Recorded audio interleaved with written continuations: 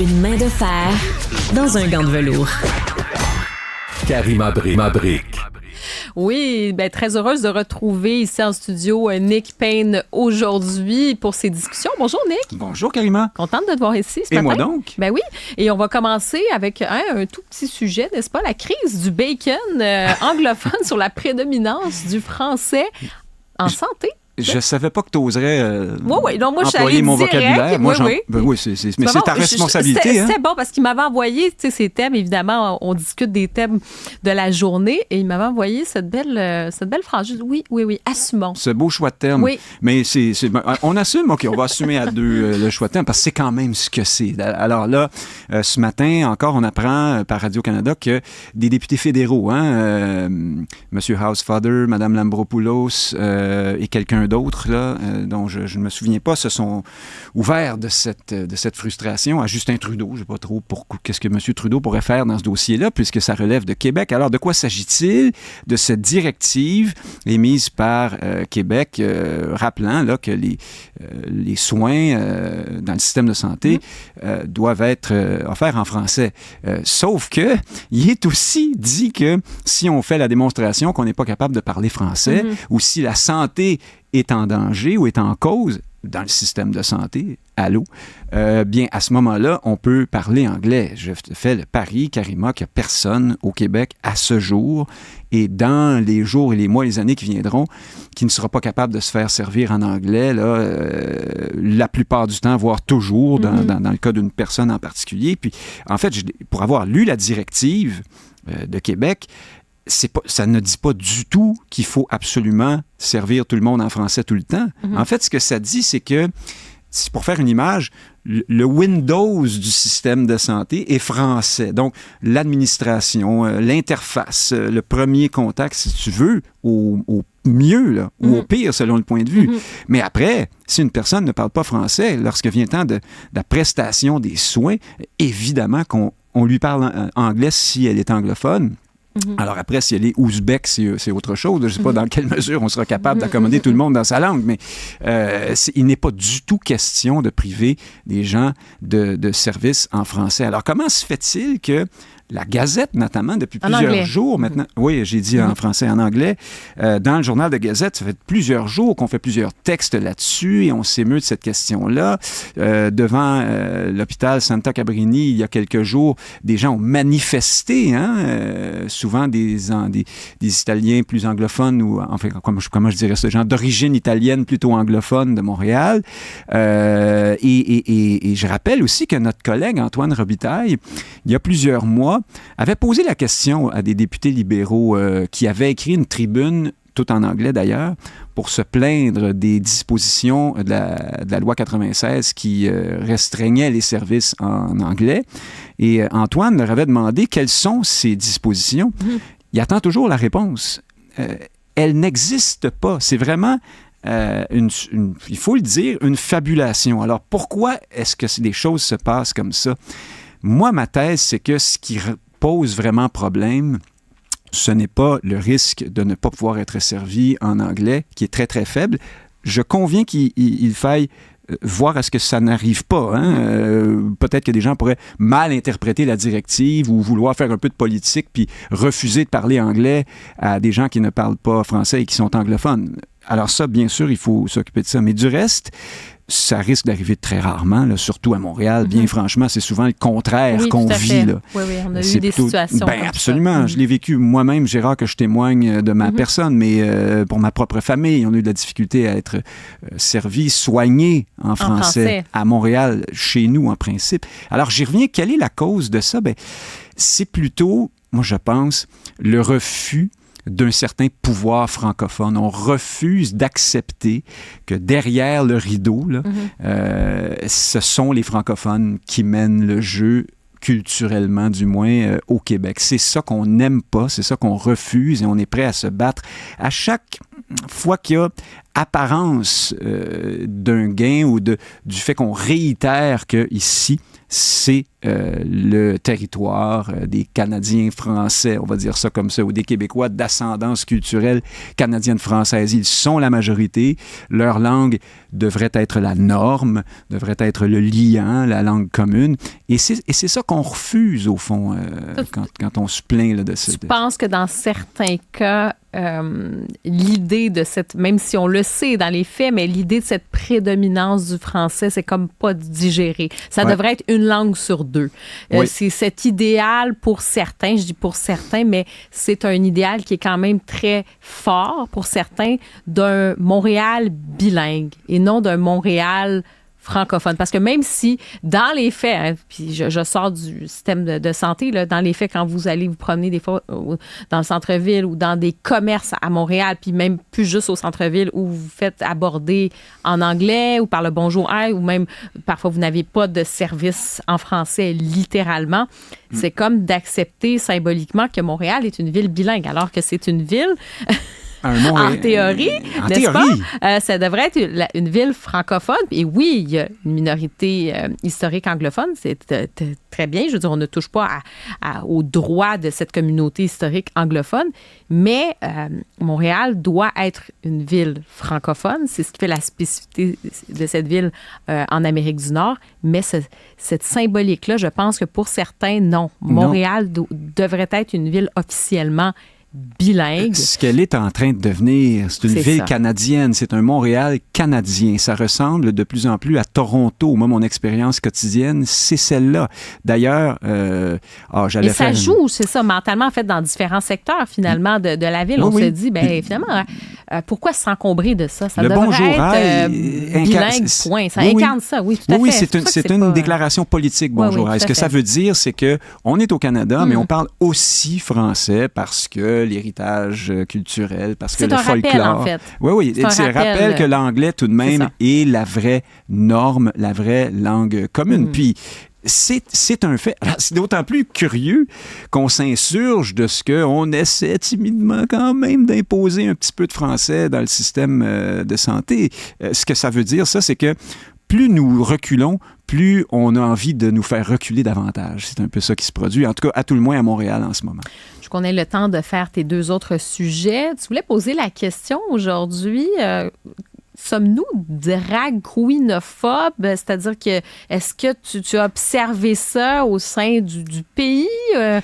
Alors non, certainement pas. Mais ce que j'observe, c'est que le symbole de la drag queen, d'abord, est très, très utilisé par ceux qui se réclament de la diversité et qui brandissent comme ça diverses minorités qui sont opprimées et qu'il faudrait... C'est vrai que c'est le symbole en ce moment. Il y a une sorte de marque de commerce. Des époques où, pour témoigner de la diversité LGBTQ+, il pouvait avoir différents symboles. Et c'est vrai que les dernières années, on l'a vu notamment avec la cérémonie d'ouverture, la diversité sexuelle de genre était, disons, symbolisée par la figure du drag queen. À tout le moins, Exactement. C'était un choix artistique dans la cérémonie d'ouverture des Jeux olympiques de Paris. Oui, mais on comprend pourquoi on est allé là. Hein? C'est parce que la drag queen, c'est la remise en cause des stéréotypes, du masculin. D'abord, ce sont des hommes qui, d'une certaine façon, pendant un moment, rejettent le stéréotype masculin pour en adopter un autre. C'est aussi, on le dit moins, mais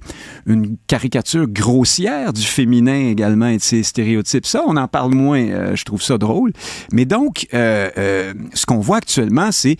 Il y avait un article là, dans les journaux ces jours-ci avec Barbada et une autre drag queen très connue dont je ne me souviens pas du nom qui disait... Ah, ben là, franchement, il faut que les gens arrivent à notre époque. Il faut accepter les drag queens comme si c'était une minorité opprimée. Il faut rappeler que cette forme d'art-là se voulait subversive et transgressive à l'origine. C'était pas fait pour plaire à tout le monde. C'était précisément fait pour bousculer et pour déranger certaines personnes qui n'allaient pas, tout simplement, dans ces cabarets-là, voir ça. Puis ça s'arrêtait là. Il n'y a jamais eu, on vit pas dans une société où les drag queens ont été envoyés en Sibérie ou que sais-je, là. Alors, ensuite, quand je vois qu'on s'étonne de ce qu'on utilise ces symboles-là, par exemple, dans des cérémonies vues par des milliers, des milliards, que dis-je, des centaines de millions de personnes, et que ça choque, Ben, je trouve ça un peu drôle. C'est fait pour choquer. Alors, évidemment, ensuite, on peut toujours dire « Ah, ben oui, on a reçu de la haine sur les réseaux sociaux et ça veut dire que... mais justement, est-ce que ça veut dire que nous sommes un peuple, des peuples arriérés et phobiques de toutes sortes de choses? Ou est-ce que ça veut juste dire que il y a des gens, notamment plus religieux, qui n'ont pas tellement apprécié qu'on bouscule un peu les codes de l'héritage religieux avec l'image de la drag queen. C'est plutôt ça. Alors, non, est-ce mais que vraiment... Je peux comprendre que pour des drag queens de dire, oui, mais à une époque, on était condamnés, entre guillemets, justement à la marge. On devait... c'était dans des cabarets parfois un peu louches. On était perçus de telle ou telle façon. Bon, ça, c'est une chose. Ensuite, est-ce que c'est possible pour des gens de ne pas apprécier ce type d'art-là? Et en ce moment, on dirait que la réponse, c'est non. Une question de goût aussi. C'est oui, ça. Oui. C'est comme si vous dites, ben non, moi, les shows de drague, ça ne m'interpelle pas, je n'aime pas ces... Je sais pas trop, là, c'est cette espèce d'outrance, extravagance, c'est pas dans mes cordes. Ben, je trouve que rapidement, ça peut être assimilé à de la drag queenophobie, comme tu dis, là, ce terme-là, enfin, comme quelque chose d'intolérant, alors que tout le monde n'est pas obligé d'aimer ce type d'art. C'est pas une obligation, là, comme on peut aimer autre chose ou ne pas aimer. Et il y a cet impératif aujourd'hui. Même chose, j'ai vu ce débat-là, par exemple, dans différents pays sur la question des drag queens, les fameux contes par les drag queens. Dans les bibliothèques. En France, on en a parlé. En fait, en France, c'est pas du tout comme ici. Là, c'est, disons, plus marginal. C'est pas quelque chose qui est... En tout cas, moi, c'est pas quelque chose que j'ai vu qui est très, très courant. Alors qu'ici, c'est devenu aussi un symbole d'ouverture et de diversité. Alors que, c'est ça, c'est comme s'il y avait cet impératif. Donc, je pense qu'il faut faire attention entre, oui, le respect, évidemment, chacun est différent, c'est une chose, mais l'impératif d'aimer et de devoir complètement le capoter sur les shows de drag queen. Mais c'est une méthode. Il y a une méthode derrière ça qu'on voit, pas seulement d'ailleurs de la part de cette gauche là, progressiste 2.0, là, mais de toutes sortes d'autres courants d'opinion, c'est-à-dire de provoquer dans l'espace public, mais ensuite de s'émouvoir des réactions parfois vives sur les réseaux sociaux. Quand je dis provoquer, ben, je parle de ça. Là. Si il y a une des deux drag queens dans le texte auquel je référais tout à l'heure qui dit « Notre art, c'est un doigt d'honneur aux conventions. » Évidemment, l'article que tu fais mention, c'est dans... Je l'aurais dit si je me souvenais, si c'est tu me dans la presse, au Journal de Montréal ou le Devoir. Alors, évidemment, si tu fais un doigt d'honneur à des centaines de millions de personnes, ça se peut qu'il y en ait quelques-unes qui réagissent. C'est ça, parce qu'on disait non, c'est pas... pour ce qui est de la cérémonie d'ouverture, ce n'est pas la scène, c'est le festin des dieux ou quoi que ce soit. Il y a beaucoup de gens qui... Je veux dire, ils ont vu ça comme ça. Avant qu'il y ait la scène du festin des dieux, il y a beaucoup de croyants qui ont vu cette scène-là. Donc... après, bon, on peut dire effectivement, il y a des croyants qui ont été choqués ou qui ont dit, regarde, c'est pas qu'on veut l'interdire, mais oui, on a été blessés. Je pense que ça s'entend aussi. Ça s'entend, tant qu'il n'y a pas de violence et d'exclusion, et il faut faire attention à ça, bien sûr, mais sinon, exactement, on n'est pas obligé d'aimer. Mais là, ici, on a fait une sorte de transfert. Si tu n'aimes pas, tu es transphobe, machinphobe, voire même raciste et je ne sais quoi. Enfin, tout le paquet arrivent ensemble. Alors, elles sont devenues des symboles et je pense qu'elles y ont participé de cette espèce de néo-progressisme qui, parfois, veut choquer. Alors, il ne faut pas s'étonner après que certaines personnes soient choquées.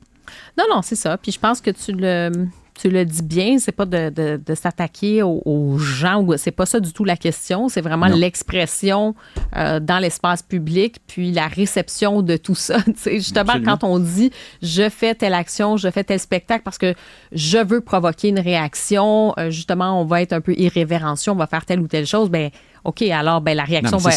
Si on veut pas choquer, là, faut être comptable ou il faut faire autre chose. Le titre, en fait, l'article dont tu parles, ça s'appelle « Les dragues sont là pour rester ». Oui. Et c'est dans la presse, donc si ça vous intéresse de lire ça. Voilà, merci Karima. Voilà. Et peut-être en terminant, tu voulais revenir sur Tim Walz, l'homme du peuple apparemment, mais tu dis wow, c'est-tu vraiment l'homme du peuple? On parle bien sûr du colistier de Kamala Harris. Oui, pendant la Kamala Manie, bien sûr.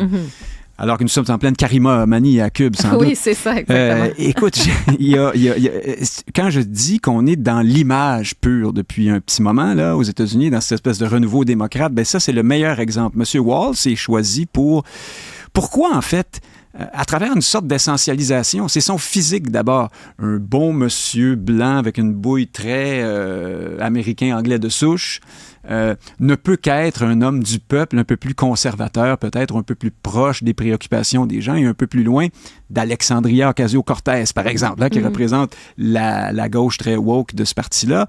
Mais sauf que tu jettes un coup d'œil un instant sur le pedigree de M. Walz et tu peux voir, je ne retiens que ça, que cet homme a signé une loi très importante en faveur qui garantit l'accès aux chirurgies d'affirmation de genre pour les mineurs.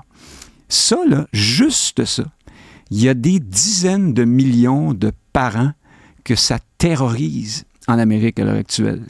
Sans blague. Ça ne fait pas du tout l'unanimité et ça, je pense que ça représente bien ce qui crée une cassure entre une certaine gauche, les démocrates aux États-Unis, même si vu d'ici, c'est pas nécessairement la gauche la plus à gauche, et ce qu'on appelle le peuple, c'est-à-dire, bien franchement, allons-y large, là, une bonne moyenne de gens de toutes sortes de couches et de classes sociales, pas seulement les ouvriers. Alors, juste là, on voit que non, c'est pas nécessairement l'homme du peuple, Tim Walz, et je trouve ça assez cocasse qu'on essaie de le présenter comme tel. Et pour le moment, ça marche. Mais, enfin, ça marche auprès de ceux qui sont démocrates ou ceux qui étaient susceptibles de se rallier aux démocrates. Il faudra voir pour la suite si ça participe plus largement d'une camalomanie qui durerait. Mais tu sais, Nick, on parlait aujourd'hui avec Rémi Villemur sur la com, donc la communication, le marketing, si tu veux, des politiciens. Qu'est-ce qu'on met de l'avant comme image? Et effectivement, c'est souvent ça qui prend le dessus sur le contenu, finalement.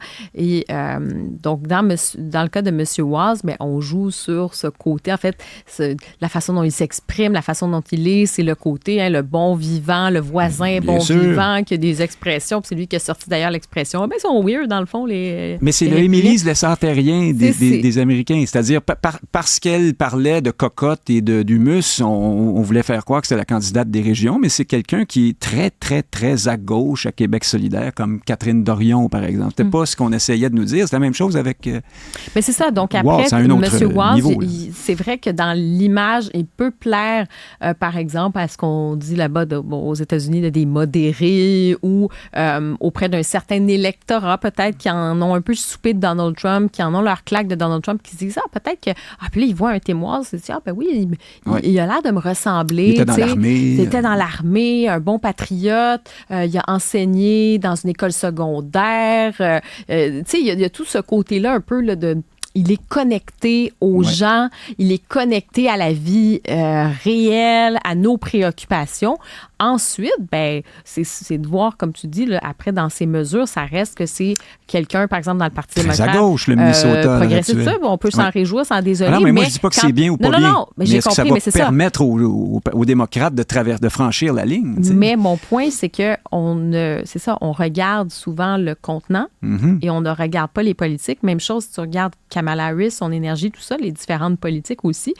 Et la lune de miel, peut-être qu'elle arrivera un peu à sa fin quand on va commencer à regarder véritablement les politiques. Parce que même son aile... Oui, puis même son aile très, très à gauche, ultra à gauche, Kamala Harris, quand on se met à regarder notamment sur son positionnement par rapport à ce qui se passe à Gaza et Israël, elle n'est pas prête à retirer sur la question des armes...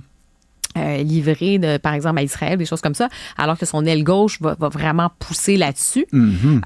Faut voir. Donc, même de l'autre côté, ça craint. Donc, faut voir la fameuse lune de miel et, comme tu dis, Tim Walz, homme... Encensé par Gabriel Nadeau-Dubois hier. Les Américains ne le sauront pas, mais ça dit quelque chose sur l'homme du peuple, quand même. Bon, en tout cas, je te remercie. Et c'est vrai, il faut regarder l'ensemble des choses et aller creuser un petit peu plus que simplement l'image et la com qu'on veut nous présenter en général en politique. Merci, Nick. Bon week-end. À toi aussi. Salut. Je m'en vais remettre mes fossiles. Salut.